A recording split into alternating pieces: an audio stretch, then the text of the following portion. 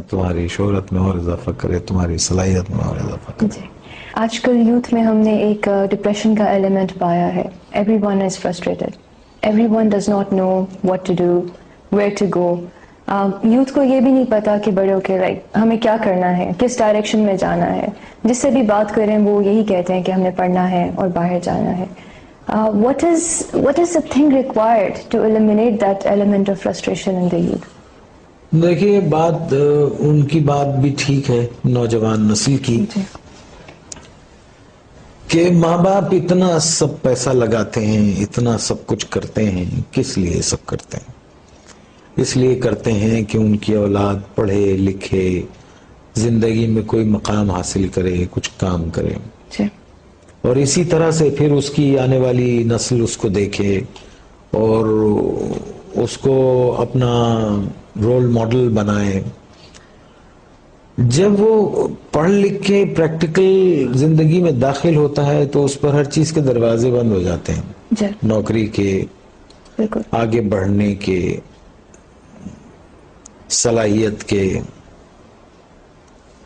ہم کیسے لوگ ہیں؟ ہم میں کوئی چیز، کیا چیز ٹھیک ہے ہم؟ مجھے آپ بتائیے. یعنی مجھے یہ کہتے ہوئے اچھا تو نہیں لگتا کیونکہ میں اس ملک کا ایک رہنے والا ہوں، لیکن میں اس لیے کہوں گا کہ مجھے اس ملک سے بہت محبت ہے. جی میں نے کبھی یہ نہیں سوچا کہ ملک نے مجھے کیا دیا. میں نے ہمیشہ یہ سوچا کہ میں نے اپنی کیپیسٹی میں اپنے ملک کو کیا دیا ہے. تو مجھے اندازہ ہوتا ہے کہ میں نے لوگوں کو خوشی دی، میں نے لوگوں کو قہقہے دیے، میں نے لوگوں کی دکھ اور تکلیفوں کو شیئر کیا میں نے. اور لیکن ہم ہر شعبے میں ہم بے ایمان ہیں. کیوں ہیں؟ تعلیم کا شعبہ، اس میں سفارش اور سیاست ہے، سیاست کے اندر سیاست ہے، اور رشوت ہم لیتے ہیں، بے ایمانی ہم کرتے ہیں، جھوٹ ہم بولتے ہیں، دوسروں کو تکلیف ہم دیتے ہیں، دوسروں کے مالوں پہ قبضہ کر لیتے ہیں، یتیموں کا مال کھا جاتے ہیں، غریبوں کو تکلیف دیتے ہیں، مسکین مسافر محتاجوں کو ان کا حق نہیں دیتے، کسی کی مدد نہیں کرتے، اپنے لیے سب جمع کر کے رکھتے ہیں، اپنے سے آگے نہیں سوچتے. تو آپ یہ دیکھیے ایسے معاشرے جو ہیں وہ اگر آپ اتنے برے ہو رہے ہیں جس طرح سے نظر آ رہا ہے آپ کو، تو اگر آپ قرآن شریف پڑھیں تو اس میں جو قومیں اللہ تعالیٰ کی احکامات کو نہیں مانتی اور جو ان سب چیزوں میں نافرمانی میں جب بہت آگے چلی جاتی ہے تو اللہ نے کہا ہے میں ایسی قوم کو تباہ کر دیتا ہوں اور پھر ان کی جگہ دوسرے لوگ لے آتا ہوں. اللہ کہتا ہے کہ میرے لیے یہ کام کوئی مشکل نہیں ہے. تو ہم کو اپنے آپ پہ جو لکھ پتی ہے وہ کروڑ پتی ہونا چاہتا ہے، جو کروڑ پتی ہے وہ اربوں پتی ہونا چاہتا ہے، جو اربوں پتی ہے وہ اس سے زیادہ پیسے والا ہونا یہ تو چاہتا ہے. پوری دنیا میں ہو رہا ہے. نہیں، پوری دنیا میں ایک سلیقے اور ایک طریقے سے ہو رہا ہے. ٹھیک ہے. ایک آدمی جس کی تنخواہ 12,000 روپے مہینہ ہے، اس کے گھر کے اخراجات 80,000 روپے کے ہیں. یہ کون سی سائنس ہے آپ مجھے بتائیے کہ وہ اس کو پورا کرتی ہوگی؟ اور یہاں 60% لوگ ایسے ہیں جن کی تنخواہیں اتنی ہیں، لمیٹڈ ہیں، اور ان کے اخراجات جو ہیں. تو پھر کیا کرتے ہیں آپ؟ شارٹ کٹس مارتے ہیں. صحیح. شارٹ کٹس مارتے ہیں. اور ایک بات یاد رکھیے، دیکھیے اگر آپ نے اپنی اولاد کو حرام کھلایا نا، حرام، بے ایمانی، چوری چکاری، ان سب چیزوں سے لوٹ کے یہ سب چیزوں سے کھلایا، تو وہ آپ کے پاس وہ سارا ویسے ہی نکل جائے گا. آپ دیکھیے کبھی جمع کر کے نہیں رکھ سکتا ہوں.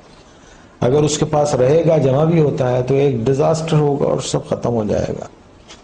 تو ہم کو ٹھیک ہونا چاہیے. ہم انسان ہیں، جانور نہیں ہیں. ہم کو صحیح ہونا چاہیے. ہم کو اس لیے دنیا میں نہیں بھیجا ہے کہ ہم دوسرے کے حقوق ماریں، چھین لیں لوگوں کو. 1,200 روپے 800 روپے کے ایک موبائل کے لیے ایک جان لے لیتے ہیں ہم. کبھی وہ تنہائی میں بیٹھ کے وہ سوچتے نہیں ہوں گے کہ ایک انسان کی زندگی جب وہ پیدا ہوتا ہے تو وہ گوشت کا لوتھڑا ہوتا ہے، پھر وہ انسانی فارم میں آتا ہے، پھر وہ دنیا میں آتا ہے بے سہارا، بے بس. ماں اس کو 9 مہینے پیٹ میں رکھتی ہے، پالتی ہے، پھر وہ گرم سرد کا مقابلہ کرتا ہے اور بڑا ہوتا ہے، چوٹیں لگتی ہیں، دھوپ ہے، بارش ہے، اور پھر ایک آدمی اس کو ایک 500 روپے کے موبائل کے لیے اتنی تقوی سے پلنے والے بچے کو گولی مار کے چلا جاتا ہے.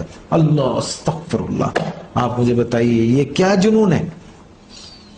میرے کیوں پاس یہ پاس نہیں ہے. کیوں بھول گئے ہیں؟ دیکھیں نا کیوں بھول گئے ہیں کہ ایک دن اللہ نے کہا ہے نا قرآن میں کہ جاؤ گے کہاں تم؟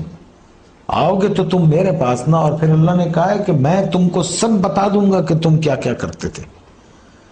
اور قرآن میں ہے کسی ایک بے گناہ انسان کا قتل، آئی کوٹ قرآن، کسی ایک بے گناہ انسان کا قتل ایسے ہے جیسے تم نے پوری انسانیت کو قتل کر دیا. اور ایک جگہ اللہ نے فرمایا اور اگر کسی ایک بے گناہ کی زندگی بچائی گویا تم نے پوری انسانیت کو بچا لیا.